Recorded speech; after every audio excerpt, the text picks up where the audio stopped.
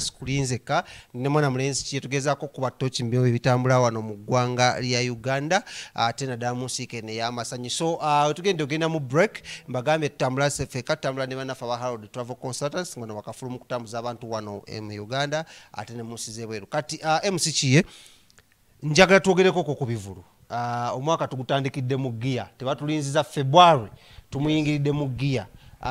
Ebivulu bingi nnyo buli lunaku nuzaliyo ekivulu kibeerawo mu kampani ddala otandika ku lunaku lwokuna lwakutaano lwamukaaga Sande wabeerawo ebivulu. Kati tugambe buno omwaka gufunze nnyo nti nno abayimbi tebakyalina bye bateeka bivulu ne babispacinga nti nsobola okubeera weekend tuyisa weeks bbiri ne wabeerawo ekirala. For example February twatandika ne Rema Namakula tuyingidde Vinka leero tuyingidde mwana muwala Lydia Jazmine Kulomukanga tugenda Ali Campbell ku Sunday tugende Jahazi pia Munyonyo waliwo ne tukigale Jinja waliwo tukigale Jinja ku Sunday very day kwatusooka eri ku macha ne tujje tukigalire eno olweggulo. Then ku Tuesday waliwo jam session gye bali mu kutegeka eri mu pipeline ya federation kati kunayinza okubeera ya association yangamba Monday yinza okuba ya Tuesday ku luno bayingidde ddala mu lunaku ate bali bakyaliyo tebakyaliyo kyabalema kyabookya. Waliwo gundi gye nalabye nga bali mu up country waliwo nalabye nga bali mu up country egundi e Masaka bakulimba kati nza kugambye kyabookya bali tebakyaswa kisustaininga era omukulu kati naku zinadde apepeyana mutabani we nga gwatwala out. So then tugende mu Ronald Mayinja still weekend eddako nayo eri fully packed nga munana kwegamba ekintu kino sikitegeera ebivulu. I think today when you critically take a look at events zi contributing kinene nnyo eri ku economy y'eggwanga, and I think it's one thing government kyerina okulabika nti eyongera okwempawaringamu because whenever like the generation of today badde nsaba omukulu nansindikire kalenda kozaliwa nangamba Tamino nsindikira kalenda y'ebivulu kwa yagambye alina kalenda y'ebivulu byonna kwali atulaba Tamino atusindikire kalenda Tamino yansobera yefuula bize nnyo. So olunaku olwaleero otunuulira ebivulu engeri gye birimu, first of all it's a good thing because it gets back the revenue naddala eri the nation nti n'olunaku olwaleero matter of the fact nti olunaku olwaleero wano njagendako mu statistics ntono nnyo naye baaba zituwe otunuulira Uganda is one of the biggest population when it comes to the young generation. Nti otunuulira from 15 years to 24 it's almost 33.4 so abaana abo abasinga ebiseera ebisinga babeera inspired. Buli omu abeera mu ssomero ng'agamba I wanna be, bonna balina dreams and all that. So olunaku olwaleero obutunuuliramu nti most of the influenced youth bali mu entertainment. Oli abeera ku ssomero naye ng'afuluma. There is a friend of mine is called Arthur Avajinja. Era badde ku status ye ng'agamba imagine an engineer Arthur is doing events marketing. So it's the only option ng'omwana akyali ku early stage during that school and campus towards even after campus abeera nnyo mu events and all that. Ogenda kutunulira even after he has no option than to stay there to join what he has been carrying during the course of his studies. So banji nze I will tell you nti okutandika okola ku TV I was still at campus oba kitegera someone sourced me kubanga nkyali kuki ku campus nga nkuba bivulu nenyingira media but good enough nali mu same career course oba kitegera. So mu mbeera eyo abaana olunaku olwaleero batambulira ddala mu gundi gye balimu nti tuli mu mulembe gwa digital bye tulabako abaana bye batwala mu mutwe bye basinga okwagala okubeera. Kyovola tulina ba engineers nga ba entertainers oba kitegera ba comedians you have seen them abalina profession naye nga bali mu art. So kirungi one point kirungi it gets back the revenue. It's an opportunity, it's a job employment opportunity. Olunaku olwaleero my only worry is twetagamu empowerment. Twetagamu empowerment, twetagamu structure okusinziira ku the growth rate eyabavubuka. We need to okulabika nti batandika obimonitoringa nga it is a job that is 100% catered for naddala abantu kwe bafuna mu kubanga olunaku olwaleero take a look at an example of social media nti abaana bangi nnyo babeerawo ku social media tuvudde abazungu bakendezeza omulembe okubeera nga omuntu tuli on that hands-on work ng'abantu tukolera yes and we've embraced it ate natuyamba kwa muntu tugenda ate ku level dako yeah kati there is an application it's called Discord. Discord naddala bana bali ku campus bagisomerako naddala bali abakola online courses so Discord yo introducinzeemu gundi empya nnyingi nti omuyimbi olunaku olwali asobola otegekako concert lwako bikyali bwedi yes kanjinoonyeko wano ku kitimba njitegeere osobola ginoonyako n'ogidownload omuyimbi n'ateekako concert naye abagenda okumulaba nga basobola okukolabika nti bakola ki basasula yes there is mulimu room nyingi nawe osobola okugenda n'ogulawo account nga it's basically for commercial lwakuba ekyali nnyo mu masomero but every day it is improving tobanga walidde ki nga wafuuse marketing sinalya naye ebaddewo nga sinaba nakujja ku TV by the way but because I want to eagerly know I'm eager okumanya then kiba kinkakatako okukola ki because this is what we have in relation to bivulu bino events ezimu kwa peninga togereko kuteeka oba ku biru tenafuuka teeka bago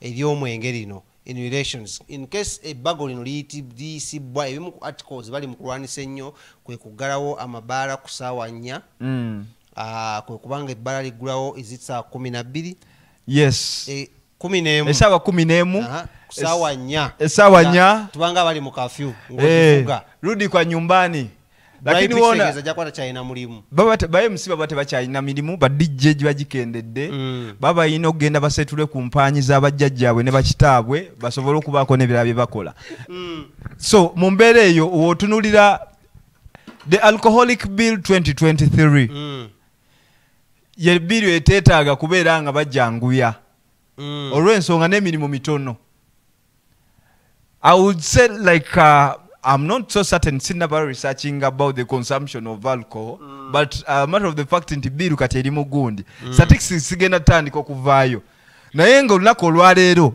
alcoholic bill too many olunaku olwaleero abantu bangi nnyo omwenge gubabeezaawo when you go to events waliwo abantu abamu abamarketing for these beverage companies waliwo abakola sales events zenyini zi sponsoring events zino zetubaamu like bars otunulira olunaku lwaleero kati I'm an MC I'm both a flow MC and a hyperman olunaku lwaleero otunulira olunaku olwaleero ba hyperman bonna oba bali mu business ya mabaale ekiro ebiseera ebisinga balya ku percentage y'omwenge gwe baba batunze kituufu boto eno business bribe agitegeera nnyo kubanga yemubeezezaawo e Kampala so kati olunaku olwaleero otunuulira nti ogenda kugamba bribe bakomokola ssaawa 4 bribe oyagala toyagala agenda linnya baasi eziri e Kasubi awadde Hoima paka 40 wa Hoima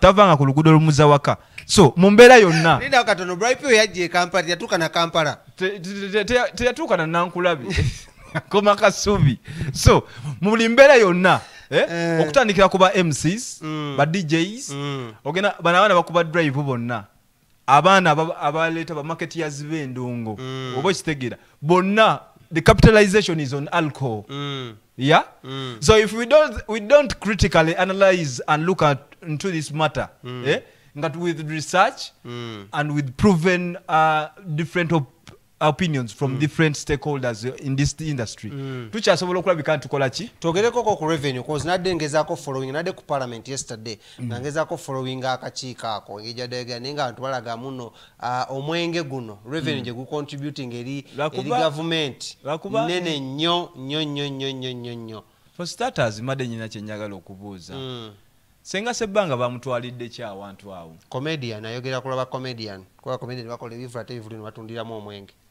senga sebbanga salabyeyo ku statement ye ng'akola ku statement abamu bajja kuwuliriza kati ng'awuliriza ki kyeyabadde awuliriza asobola okutunyonyola ku kyeyawuliriza senga sebbanga sabayigamu oluzungu nze mbadde nsaba ebintu ebimu tusooke tubijje mu by'okusaaga senga sebbanga with due respect senga sebbanga president mulamba president first of all senga sebbanga yakaba kuba president ebisanja bisuka mu ebi balonderawa yagamba mu abamulonda bani ku National Theatre awo bani imwe bapkame senga sebanga tubulire ennaku z'omwezi ze bakulonderamu ng'olinnya ku bukulembeze bwa president wa comedians kyogamba tebamulonda yeteekawo atubulire ekisanja kyo kiggwako ddi kubanga amaze emyaka tugenda mu 8 ali kuba president ekisanja banaye kya myaka 15 kiki then nekirala kansoge like literally nyina ka video ke nayongedde okulaba nga alinga ayogera ku omanyi guno after the event ebifaananyi bebe kubyawo nga senga sebanga ayogera naye nga bamukwata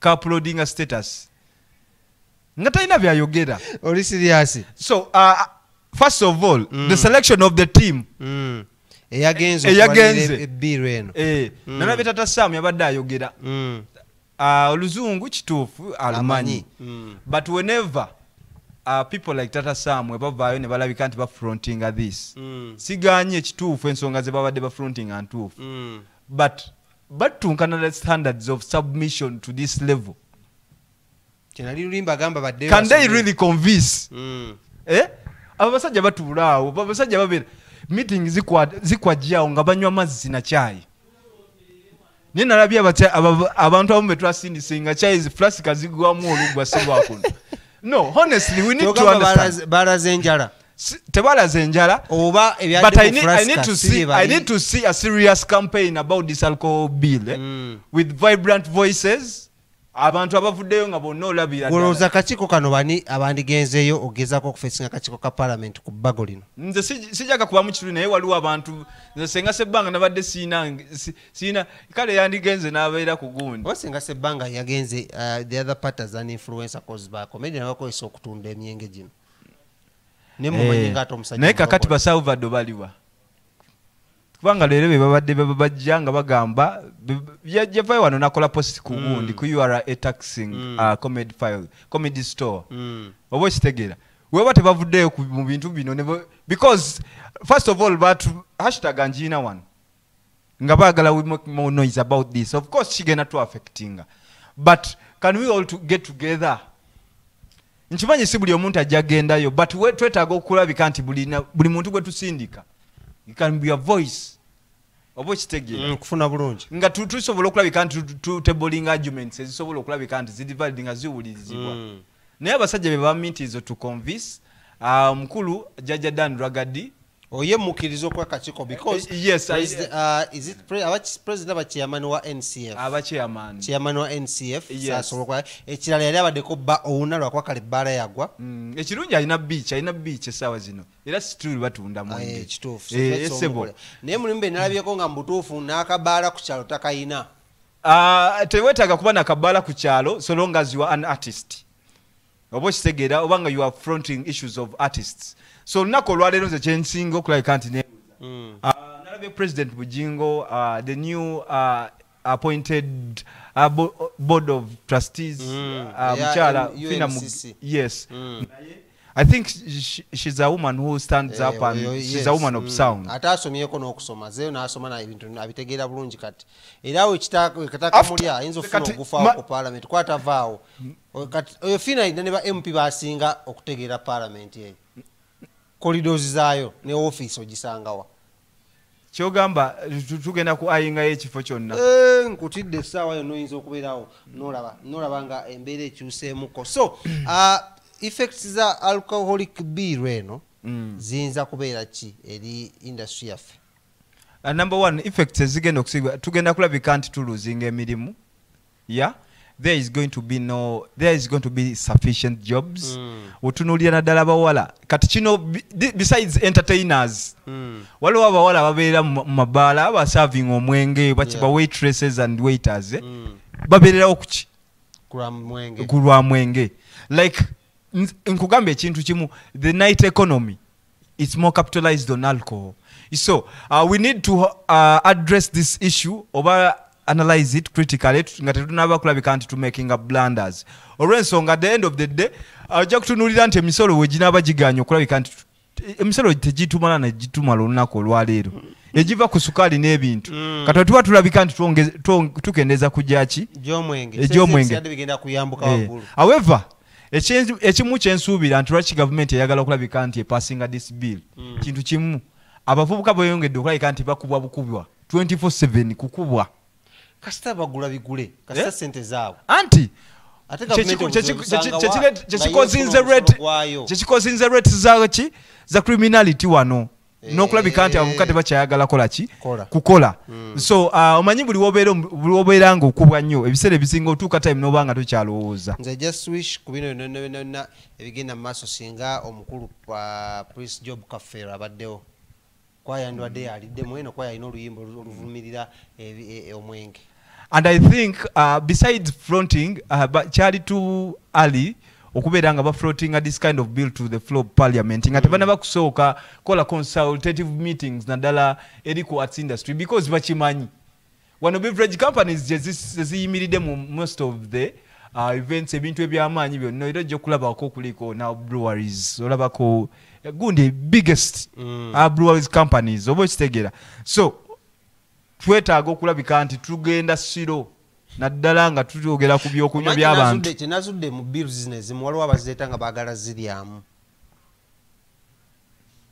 omanyi baita okanyuga ejjinja n'okanyuga ejjinja oba mu kisakala oba wali ate n'ekirala some people are being used by some politicians are being used by some moguls some people in the industry okitegedde okulaba mbuno bakangamu kubanga I think ndowooza omwenge gwe gumu kugusinga okubeera taxed exactly n'essigala oba I stand to be corrected n'essigala bimu kubisinga okubeerako percentage y'omusolo ennene ennyo so kitegeeza mulimu abantu abamu abafrontinga ekintu kino basobole okukola ki okukiryamu.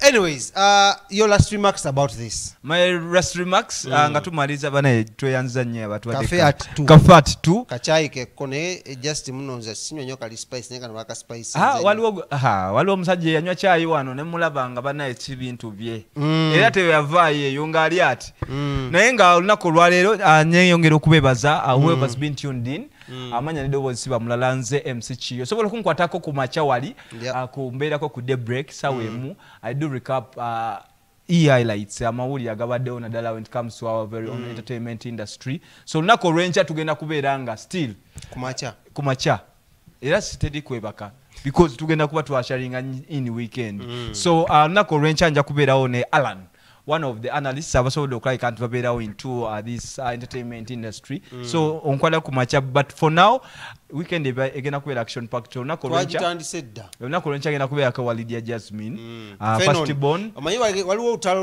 lw'aba events organizer oluzeewo ku Rema twalina ATS Lydia Jazmine tulina ani Phenon Records but thank you and big up to ATS I love the settings naye amatala bagakendeeza lwakuba kino ekintu banaye kankiyiseewo nga tumaliriza omanyi omukuyingiraawo ne wa Rema nali ne ba Bitusi tuyingiraawo naye buli muntu ali concerned naddala when it comes to interest naddala mu bano mawulire ba artists abajja okuperforminga mulimu abantu bebaleeta ku mulyango tamanyi bayimbi nalaba omusajja nga asika gundi Julio Bitusi ne mugama wange obadde ki tosobola kubeera nga abayimbi bayina the biggest song with someone who is doing a concert nga tomanyi ba Bitusi so muchecking mu business yammwe mulabike nti muteeka abantu ku miryango abamanyi business then ne tickets z'abana mawulire banaye abantu ate waliwo abavubuka Smith babawadde tickets abana mubawe tickets abakola sibera mu ticket nedda omanyi mpagira abayimbi bange mbagungula tickets zawe nenga nentula nempulira omuziki kiba tosobola kunsanga mbivulu kati kino kiri ku baana oli omwana wabanga akola naddala nga bali mu mainstream media banaye mbadde nsaba wristband zawe bazibawe waliwo bakyali baffe newakuwa wristband ozigabira abantu nozitunda nodda kuzisindikira ba girlfriend bo kiri enkutadde webalenyo okujja neyanziza tugenda ne mu kigale jinja ku Sande abakulu mbalabe bagenda kubeera batukwasaganya kumaja satu bangambye enkoko y'Namawojolo tetugireka ku Sunday ntawanya okuzuuka since it's my day off naye kuluno omuto ndi kugugwo omuto tuli kugwa gundi tukigale omuto tuli kugwa kigale bangambye drone yaffe bagitegese dda okay naye bangambye gonzuukusa kwanze naye bakakusanga kale kamo black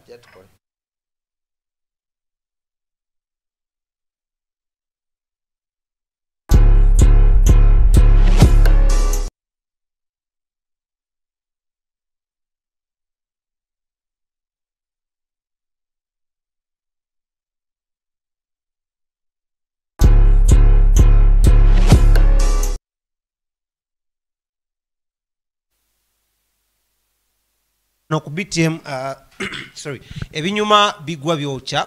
We always give time to our own nokulama to promoting ebintu ebisinga wano amanya nze King Smith right now on set ndese chali wange okuva mu tukigale ejinja. This is the 3rd edition. Yeah. Soka wenyonyoleko weyanjula antu bakutegeere bategeere muno tugenda kukigala.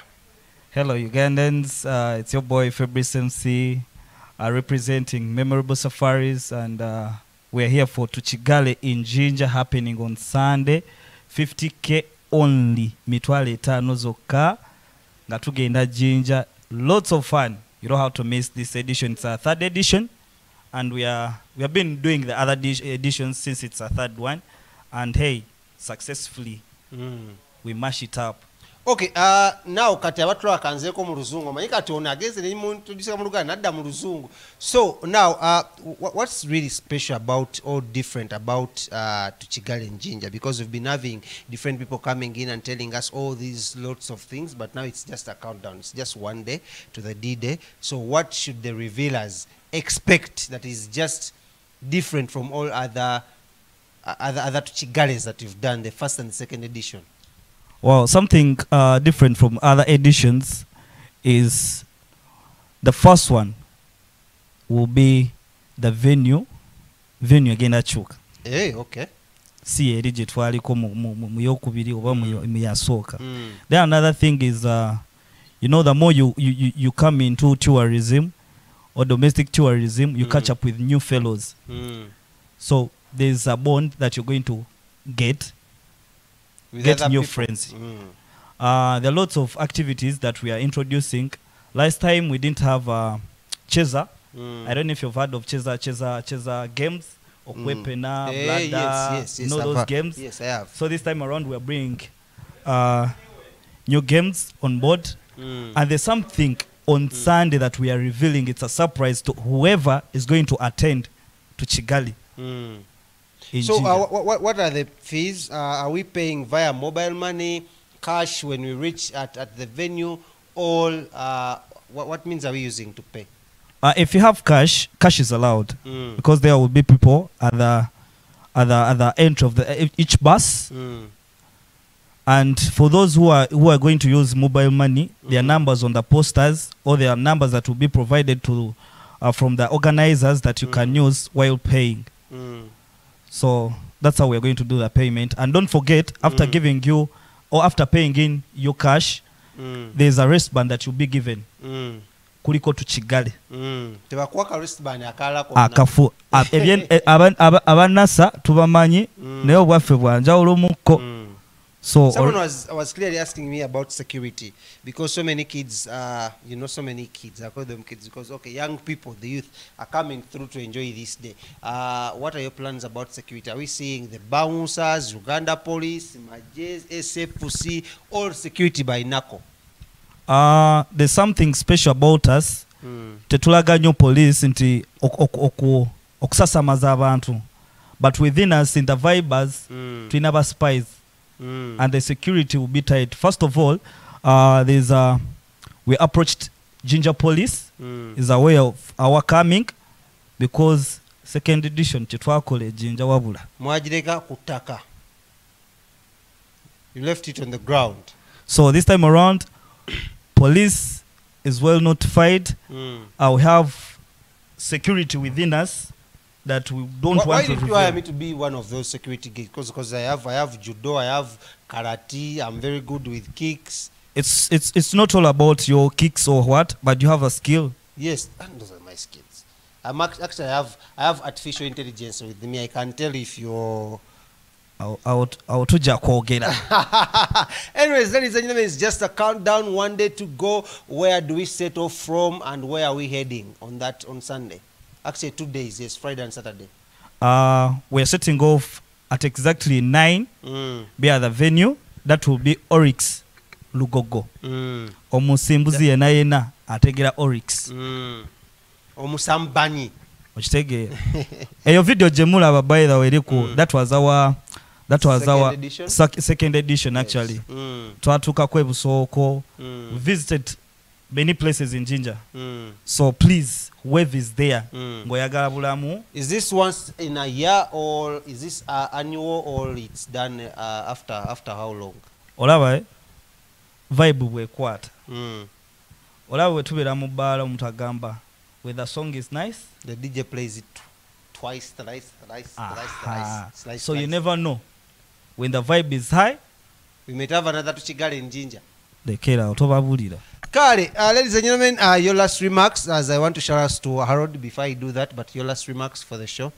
Guys, I call you to come and attend to Chigale in Jinja, another experience in life that you don't have to miss in domestic tourism. A big shout out to our CEOs. A big shout out to whoever is sponsoring this to Chigale. Honor on board, Sams, Cheza, BTM, the Mighty TV. Hey, if you don't watch BTM and you're a youth, simanyo boli kuchi, because these are the people that are supporting domestic tourism in Uganda. Big shout out to everyone supporting in our clients. Please just wait for maximum vibes. Boli chimu tayari.